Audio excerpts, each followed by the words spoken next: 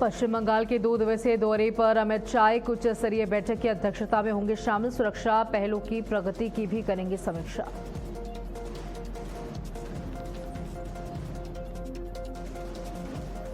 आज नोएडा दौरे पर रक्षा मंत्री राजनाथ सिंह डायग्नोस्टिक सेंटर का करेंगे उद्घाटन। जिला प्रशासन ने कार्यक्रम की तैयारियां पूरी की। दिल्ली में आज बीजेपी की बड़ी बैठक। नई टीम के साथ पहली बार हाई लेवल मीटिंग करेंगे नितिन नवीन। राष्ट्रीय संगठन महामंत्री बीएल संतोष भी होंगे शामिल।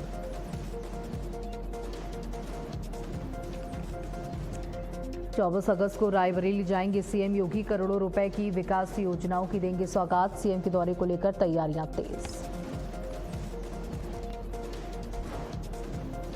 24 राज्यों में मूसलाधार बारिश का अलर्ट। आईएमडी ने जारी की चेतावनी। कुछ जिलों में भारी बारिश से स्कूल रहेंगे बंद।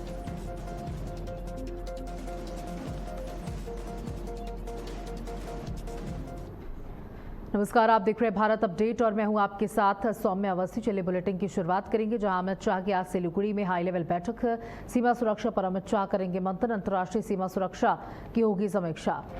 बीएसएफ और अधिकारियों संग अमित शाह की ये बैठक। सुरक्षा तैयारियों का जायजा लेंगे गृह मंत्री अमित शाह।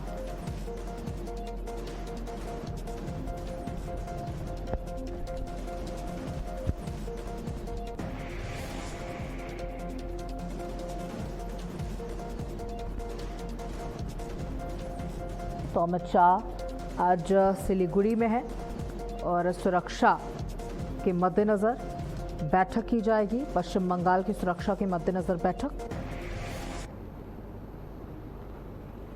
अमित शाह की आज सिलीगुड़ी में हाई लेवल बैठक। बीएसएफ और अधिकारियों के साथ होगी ये बैठक। तो ये बड़ी जानकारी आपको दे रहे हैं जहां पर गृह मंत्री अमित शाह बैठक लेंगे। बीएसएफ के साथ ये बैठक होगी और साथ ही आपको बता दें कि ये बैठक काफी महत्वपूर्ण मानी जा रही है। सीमा सुरक्षा को लेकर के गृह मंत्री अमित शाह की ये बैठक।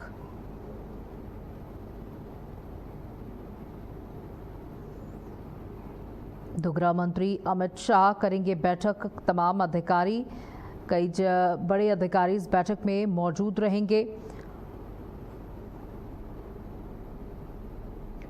सीमा सुरक्षा पर गृह मंत्री अमित शाह करेंगे मंथन।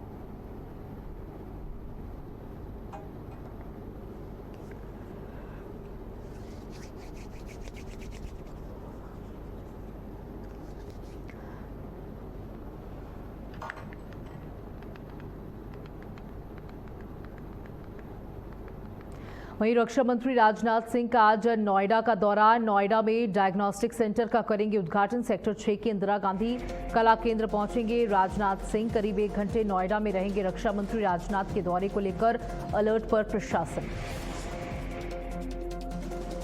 तो राजनाथ सिंह का आज नोएडा का दौरा, जहां राजनाथ सिंह के दौरे को लेकर तैयारियां हुई पूरी। नोएडा में डायग्नोस्टिक सेंटर का करेंगे उद्घाटन।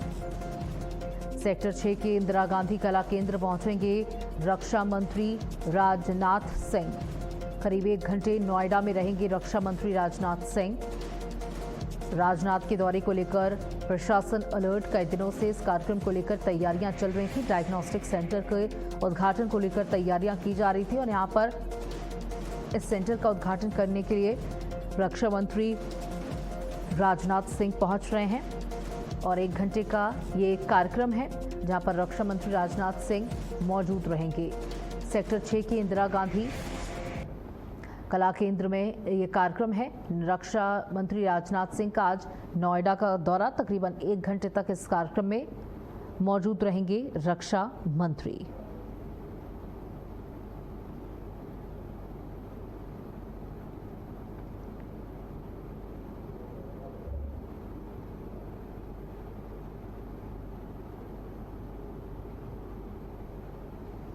तो राजनाथ सिंह का आज ये नोएडा का दौरा। डायग्नोस्टिक सेंटर का उद्घाटन करेंगे। डायग्नोस्टिक सेंटर की बड़ी सौगात लोगों को देंगे। इससे बड़ी राहत मिलेगी।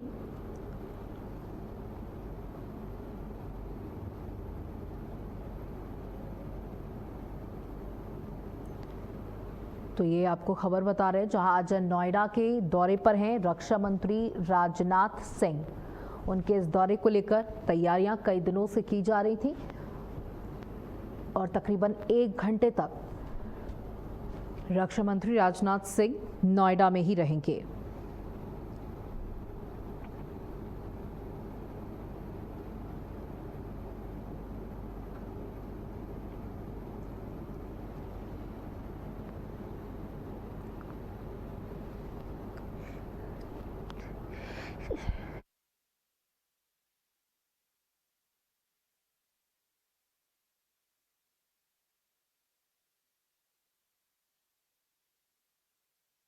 खबर आपको राजधानी से दे दें, जहां आज बीजेपी की बड़ी बैठक होने जा रही है। देश भर में कार्यक्रमों को लेकर बीजेपी की ये बैठक, बीजेपी की नई टीम के साथ होगी अहम बैठक। बीजेपी अध्यक्ष नितिन नवीन बैठक में मौजूद रहेंगे। राष्ट्रीय संगठन महामंत्री बीएल संतोष भी इस बैठक में शामिल होंगे। बीजेपी की नई टीम के साथ नितिन नवीन की ये बैठक काफी महत्वपूर्ण मानी जा रही है। देखिए, उत्तर प्रदेश में चुनाव है, उत्तराखंड में चुनाव है, पंजाब में चुनाव है, बड़े बड़े राज्यों में चुनाव होने के चलते पूरा फोकस उन चुनावों को लेकर के यहां पर बैठक में किया जाएगा। बीजेपी की ये नई टीम है जिसमें वसुंधरा राजे सिंधिया सबसे सीनियर लीडर के तौर पर मौजूद है। उसके बाद स्मृति ईरानी, ऐसे तमाम बड़े चेहरे हैं जिन्हें इस टीम में सम्मिलित किया गया है। 8 शहरों को उत्तर प्रदेश की कमान सौंपी गई है, 4 शहरों को उत्तराखंड की कमान सौंपी गई है। तो देश भर में तमाम कार्यक्रम होने जा रहे हैं बीजेपी के, और इस कार्यक्रमों से पहले ये बैठक काफी महत्वपूर्ण कि कैसे कार्यक्रमों में अपनी बात को रखना है, जनता तक, जन जन तक पहुंचना है। देखिए, हर व्यक्ति तक पहुंचने का संकल्प भारतीय जनता पार्टी का। और राष्ट्रीय संगठन की ये बैठक दिल्ली में आज बीजेपी की ये बड़ी बैठक है। उन पूरे नई टीम के सभी सदस्य इस बैठक में मौजूद रहेंगे।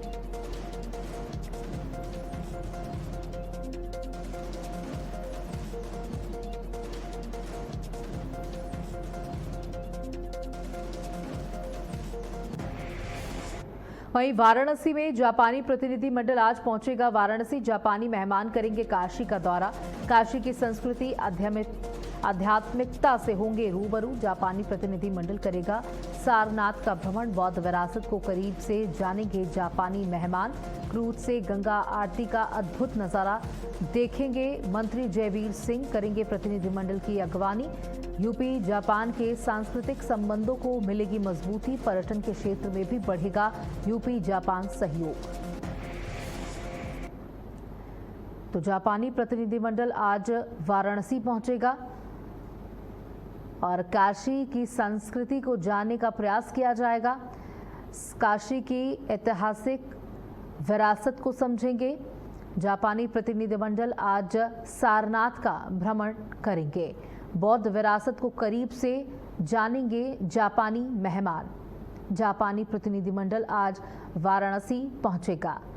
तो बता दें कि 4 दिन से जापानी प्रतिनिधिमंडल यहां पर मौजूद है और जब सभी पहुंचेंगे वाराणसी तो काशी की संस्कृति को जानेंगे, काशी की विरासत को भी जानेंगे। तो जापानी मेहमान यहाँ पर पहुंचेंगे और देखिए, काशी पूरी दुनिया में प्रसिद्ध है। यहाँ की विरासत, यहाँ की संस्कृति, यहाँ का तौर तरीका, यहाँ का रहन सहन, यहाँ के लोग। और हमारे साथ हमारे सहयोगी प्रवीण चौबे जुड़ चुके हैं जानकारी देने के लिए। प्रवीण, देखिए, जापान से प्रतिनिधिमंडल भारत आया समिट के लिए, इन्वेस्टमेंट मीट के लिए, और मुख्यमंत्री योगी आदित्यनाथ ने भी उनसे मुलाकात की और आज वाराणसी पहुंचेंगे। जी बिल्कुल, वाराणसी का दौरा जो जापानी डेलीगेट्स है उसका खास मायने रखता है, क्योंकि बौद्ध की प्रथम उपदेश स्थली है सारनाथ। उसका भ्रमण किया जाएगा क्योंकि बौद्ध धर्म जापान में भी बहुत माना जाता है, भगवान बुद्ध को भी माना जाता है। क्योंकि काशी का दौरा इसलिए भी बहुत मायने रखता है कि 2015 में तत्कालीन प्रधानमंत्री जो जापान के थे शिंजो आबे आए थे, तब से लेकर काशी का जो एक संबंध है वो बहुत गहरा जुड़ा है। तो निश्चित तौर से ये दौरा अहम माना जा रहा है, क्योंकि यामानासी प्रांत के जो गवर्नर हैं कोतारो नागासाकी, वो भी आज यहाँ उपस्थित रहेंगे काशी में। और चूंकि काशी सांस्कृतिक विरासत है, तो इन दोनों विरासत को किस तरह से जोड़ा जाए, उसके साथ वहाँ के डेलीगेट्स होंगे, वहाँ के व्यापारी प्रतिनिधि होंगे जो कि काशी में आएंगे। और यहाँ यूपी में जो कहा जाए तो उसको किस तरह से व्यापार को बढ़ावा दिया जा सके। काशी चूंकि पर्यटन के क्षेत्र में बहुत मायने रखता है, जब भी जापान के लोग आते हैं तो वो काशी का जो बौद्ध स्थलीय तीर्थ क्षेत्र है वहीं पर भ्रमण करते हैं। तो किस तरह से जापान का जो एक रिश्ता, चूंकि इससे पहले भी आपने देखा होगा कि एक सेंटर बना जो जापान के सहयोग से ही बना, तो इस तरह से जब शिंजो आबे थे तो प्रधानमंत्री नरेंद्र मोदी उनको अपना फैन बताते थे, अपना दोस्त बताते थे। तो उसको लेकर एक जो कवायद शुरू की गई थी, अब कहीं न कहीं वो रंग लाने लगी है, क्योंकि यूपी के जो पर्यटन विभाग है उसको लेकर पूरी तरह से यहाँ तैयारियां पूरी कर ली गई है। जापानी प्रतिनिधि पहुंचेंगे सारनाथ, वहाँ सारनाथ में नमन गंगा का आरती का लुत्फ उठाएंगे। उसके बाद कुछ डेलीगेट्स ऐसा माना जा रहा है कि संभवतः काशी विश्वनाथ मंदिर में जाकर मत्था भी टेकेंगे। उसके बाद 84 घाट का नजारा देखेंगे। उसके बाद जाकर के गंगा आरती में भी सम्मिलित होंगे। और डेलीगेट्सों की एक बैठक भी होगी जिसमें कि काशी में पर्यटन को किस तरह से बढ़ावा दिया जा सके और जापान के साथ जो मजबूत संबंध है जो शिंजो आबे के समय थे उसको फिर से पुनः किस तरह से स्थापित किया जा सके, ये बहुत मायने रखता है। लेकिन देखने वाली बात यह होगी कि काशी को जिस तरह से शिंजो आबे के समय में जापान की तरफ से तोहफा पे तोहफा मिला था, इस बार क्या मिलता है ये बहुत खास मायने रखता है। काशी धर्म की नगरी है, बाबा भोलेनाथ की नगरी है, बौद्ध की धर्म स्थली है और प्रथम उपदेश स्थली है सारनाथ, जिसमें कि जापान के मेहमान आते हैं लगातार यहाँ। देख चुकी जापान के जितने भी प्रतिनिधि मंडल आते हैं वो लगातार सारनाथ का दौरा जरूर करते हैं। तो ये खास मायने रखेगा कि इस बार सारनाथ और वाराणसी को क्या मिलने वाला है। और जो व्यापार के संबंध में, शिक्षा के संबंध में और टेक्नोलॉजी, अब बच्चों को जो जोड़ने की प्रक्रिया है टेक्नोलॉजी से, जो जापान की एक टेक्नोलॉजी है जिसमें बच्चे वहाँ बचपन से ही कहा जाए तो पारंगत होते हैं, तो उसी तरह से योगी आदित्यनाथ का भी एक विजन है कि अपने यहाँ बच्चों को, चूंकि अभी जेन जी, जेन अल्फा, ये सब जो मैटर चल रहा है उसको लेकर काफी योगी आदित्यनाथ सतर्क है। और उनका ये कहना है कि बच्चों को भटकने नहीं देना है, बल्कि उनको स्किल। बिल्कुल प्रवीण, तो देखिए यहाँ पर पूरा डेलीगेशन पहुंचेगा और क्या कुछ कार्यक्रम है उसकी भी आपने जानकारी दी है। और जैसा कि आपका खुद का कहना है कि पिछली बार जब यहाँ पर जापान से लोग आए थे, तत्कालीन जो वहाँ के प्रधानमंत्री थे वो यहाँ पर पहुंचे थे, उन्होंने यहाँ की संस्कृति को समझा था। और आज गंगा आरती को भी देखेंगे क्रूज पर बैठ करके। और क्या क्या काशी विश्वनाथ के भी दर्शन का कोई कार्यक्रम है? जी बिल्कुल, काशी विश्वनाथ कुछ डेलीगेट्स काशी विश्वनाथ धाम दर्शन करने जाएंगे। रुद्राक्ष कन्वेंशन सेंटर जो बना था, जापान के सहयोग से बना है, वो बहुत बड़ा है। तो संभावित उम्मीद है कि जो बैठक होगी जो वो रुद्राक्ष कन्वेंशन सेंटर में हो सकती है, क्योंकि वो तत्कालीन जो प्रधानमंत्री शिंजो आबे थे उन्हीं के सहयोग से ये बना है और वो जापानी डेलीगेट्स वहां भी पहुंचेंगे। और जो काशी विश्वनाथ दौरा वो भी खास मायने रख रहा है कि जापान का किस तरह से सनातन में जो रुझाव बढ़ा है, वो सबसे बड़ी बात है कि काशी आना, बाबा विश्वनाथ का दर्शन करना, ये भी मायने रखता है क्योंकि श्रावण का महीना चल रहा है। डेलीगेट्स को किस तरह से काशी लुभा पाती है, किस तरह से रिझा पाती है, ये भी बहुत मायने रखता है।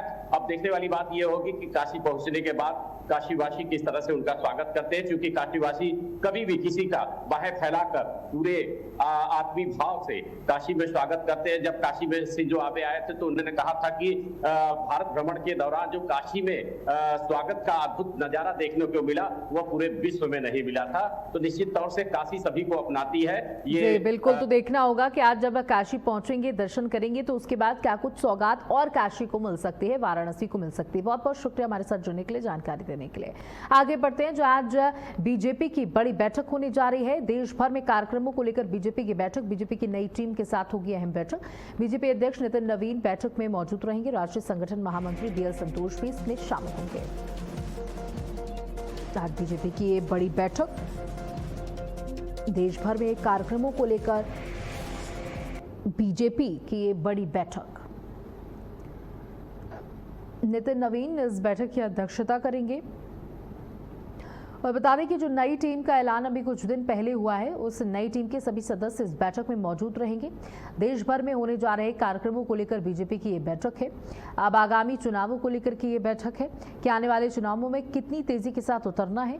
जिन जिन प्रदेशों की जिम्मेदारी टीम मेंबर्स को दी गई है, वहां पर उन्हें कैसे काम करना है, क्योंकि अब वक्त बहुत कम बचा है। और 7 महीने बाद नितिन नवीन के राष्ट्रीय अध्यक्ष बनने के 7 महीनों के बाद ये लिस्ट जारी हुई है। कई बड़े चेहरे इसमें शामिल हैं, बड़ी जिम्मेदारियां उन्हें सौंपी गई हैं। अब देखना होगा वो अपनी जिम्मेदारियों का निर्वहन कैसे करते हैं। आज दिल्ली के दौरे पर रहेंगे MP CM doctor Mohan Yadav. कई स्थानीय कार्यक्रमों में शामिल होंगे डॉक्टर सीएम मोहन यादव।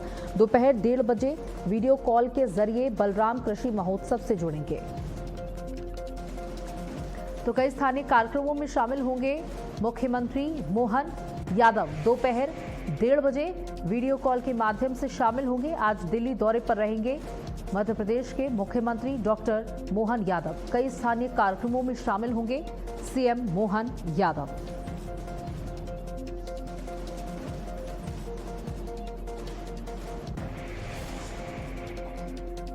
तो देखिए, आज दिल्ली के दौरे पर रहेंगे एमपी के सीएम डॉक्टर मोहन यादव। यहां पर वीडियो कॉल से कई कार्यक्रमों से जुड़ेंगे, कई कार्यक्रमों में सहभागिता देंगे, कई स्थानीय कार्यक्रमों में शामिल होंगे सीएम।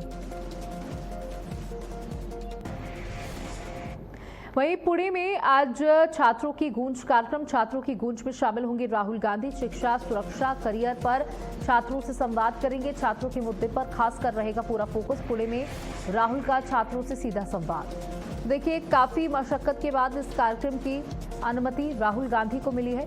गूंज, छात्रों की गूंज नाम से ये कार्यक्रम राहुल गांधी की तरफ से चलाया जा रहा है, जहां छात्रों के भविष्य से जुड़ी हुई चीजें, स्वास्थ्य, सुरक्षा जैसी चीजों से के मुद्दों पर राहुल गांधी छात्रों से सीधा संवाद करेंगे और उनसे जानने का प्रयास करेंगे कि अभी जो सुविधाएं उन्हें मिल रही हैं वो उससे कितना संतुष्ट हैं और कहां कमी है, और अगर उनकी सरकार आती है तो वो किस तरीके से काम करेंगे। तो शिक्षा, सुरक्षा, करियर पर छात्रों से सीधा संवाद राहुल गांधी का। छात्रों की गूंज नाम से ये कार्यक्रम राहुल गांधी के द्वारा चलाया जा रहा है और माना जा रहा है इस कार्यक्रम का प्रभाव भी काफी पड़ सकता है। और देखिए, लंबे वक्त से राहुल गांधी प्रयास कर रहे थे इस कार्यक्रम को लेकर के, लेकिन परमिशन नहीं मिल पा रही थी। लेकिन अब राहुल गांधी को इस कार्यक्रम की परमिशन मिल चुकी है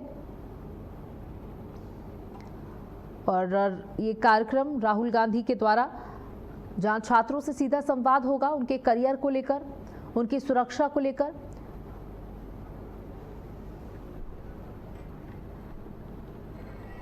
वहीं योगी सरकार का बड़ा फैसला, यूपी में 52 नेताओं को bullet proof jacket, Akhilesh Mayawati का नाम भी शामिल।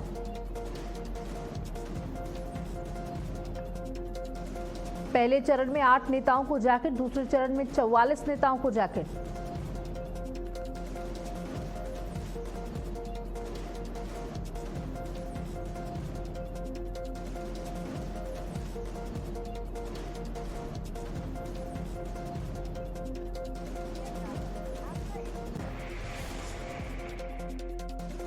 कि योगी सरकार का बड़ा फैसला,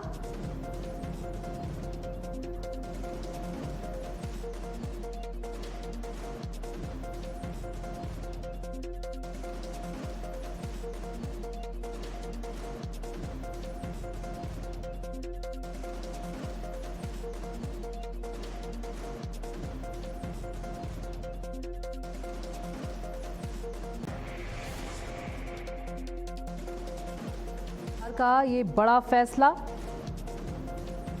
जहां 52 नेताओं को बुलेट प्रूफ जैकेट देने की बात।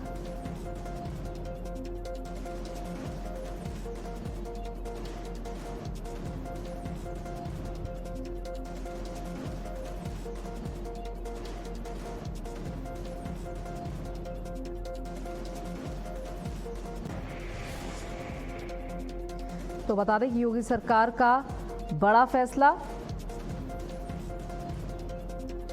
लखनऊ में 52 नेताओं और महत्वपूर्ण लोगों को बुलेट प्रूफ जैकेट खरीदी गई है। इनमें मुख्यमंत्री योगी आदित्यनाथ, सपा अध्यक्ष अखिलेश यादव और बसपा प्रमुख मायावती शामिल हैं।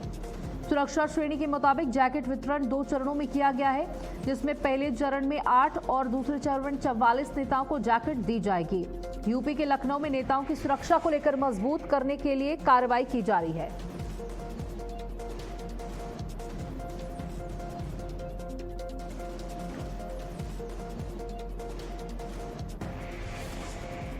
मेरठ में पुलिस हिरासत में 2 किसान नेताओं से कथित मारपीट का मामला आया सामने। ललिता गौतम हत्याकांड को लेकर हुए प्रदर्शन और लाठीचार्ज के मामले में दिग्विजय भाटी और मोहित जाटव को आरोपी बनाया गया था। आरोप है कि पुलिस ने हिरासत में दोनों के साथ बर्बरता की और उन्हें बेरहमी से पीटा गया। समाजवादी पार्टी विधायक अतुल प्रधान ने प्रेस कॉन्फ्रेंस कर दोनों को सामने लाए और पुलिस पर गंभीर आरोप लगाए गए। वहीं तस्वीरों में दिग्विजय भाटी की आंख पर चोट और सूजन भी दिखाई दे रही है। अब मामले में पुलिस की कार्रवाई और आरोपी की जांच पर सवाल उठ रहे हैं।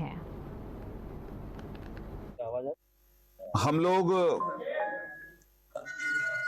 जिस व्यवस्था में रहते हैं, यहाँ लोकतांत्रिक व्यवस्था है और डेमोक्रेसी में, लोकतंत्र में अपनी बात को कहने का हर एक व्यक्ति को अधिकार। और हमारे साथ हमारे सहयोगी अभय इस पूरे मामले को लेकर जुड़ चुके हैं।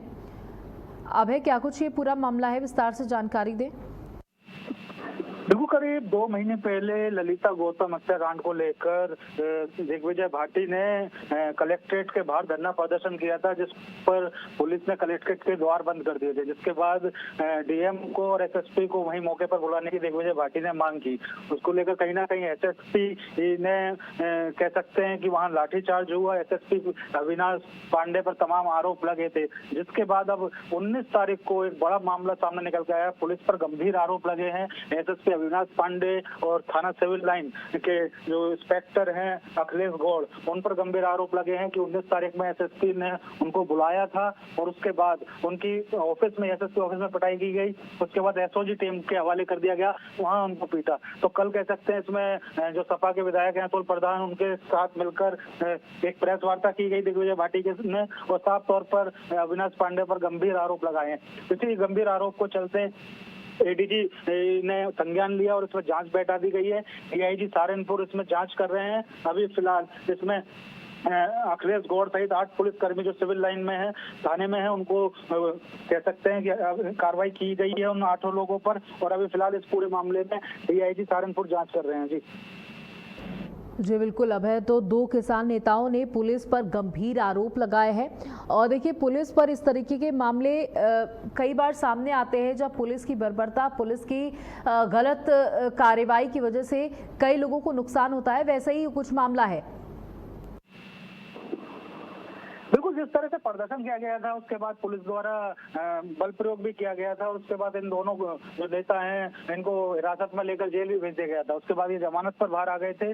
और अब जो बात निकल के सामने आई है, दिग्विजय भाटी ने साफ तौर पर जो आरोप लगाए हैं एसएसपी पर, क्योंकि उनका ट्रांसफर 2 दिन पहले हो चुका है। उसके बाद नए एसएसपी मेरठ आ चुके हैं। अब इसमें जो जाँच की जा रही है वो मेरठ में अधिकारी को देकर सीधे तौर पर डीआईजी सहारनपुर को जाँच दी गई है। वो कल ही यहाँ मेरठ पहुंच चुके थे और तमाम जो जिन पर आरोप लगे हैं, थाना सिविल लाइन के कह सकते हैं अखिलेश गौड़ हैं इंस्पेक्टर, उनके साथ 8 पुलिसकर्मी, उन सबको लाइन हाजिर कर दिया गया। बहुत बहुत शुक्रिया इस खबर पर जुड़ने के लिए, जानकारियां साझा करने के लिए। तो दिल्ली के राजेंद्र नगर इलाके से एक दुखद खबर सामने आई है, जहां सर गंगा राम अस्पताल के हॉस्टल में नर्सिंग छात्रा की कथित तौर पर फंदे से लटककर मौत हो गई।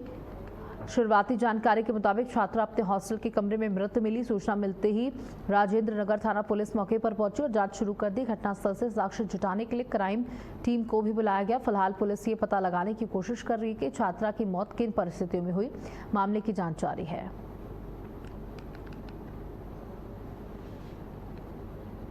हापुड़ में पुलिस की 25,000 रुपए के इनामी बदमाश से मुठभेड़ हो गई। मुठभेड़ के दौरान बदमाश प्रदीप गोली लगने से घायल हो गया।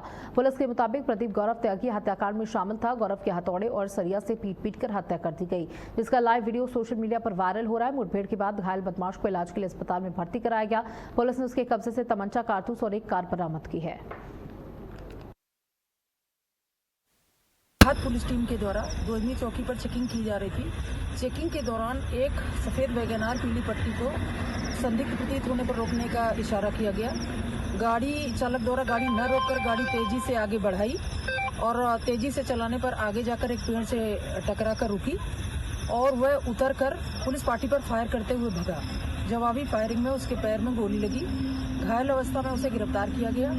पूछताछ करने पर उसने अपना नाम प्रदीप सन ऑफ राजवीर निवासी आजमपुर थाना बाबूगढ़ बताया, जिससे स्पष्ट हुआ कि यह अभियुक्त थाना हापुड़ देहात पर एक हत्याकांड जो कि गौरव हत्याकांड था उसका आरोपी है, जिस पर 25,000 का इनाम घोषित था। वहीं मेरठ में टैंक चौराहे के पास बड़ा सड़क हादसा हो गया। सड़क किनारे खड़ी कावड़ियों से भरी पिकअप में एक टैंकर ने जोरदार टक्कर मार दी। हादसे के बाद पिकअप में करीब 40 शिव भक्त सवार थे। हादसे में 10 कावड़िए घायल हुए, जिनमें महिलाएं, बच्चे और युवक शामिल हैं। कई घायलों की हालत गंभीर बताई जा रही है। गंभीर घायलों को इलाज के लिए मेडिकल कॉलेज रेफर किया गया है। टक्कर के बाद पिकअप बुरी तरीके से क्षतिग्रस्त हो गई। और इसी के साथ इस बुलेटिन में इतना ही। नमस्कार।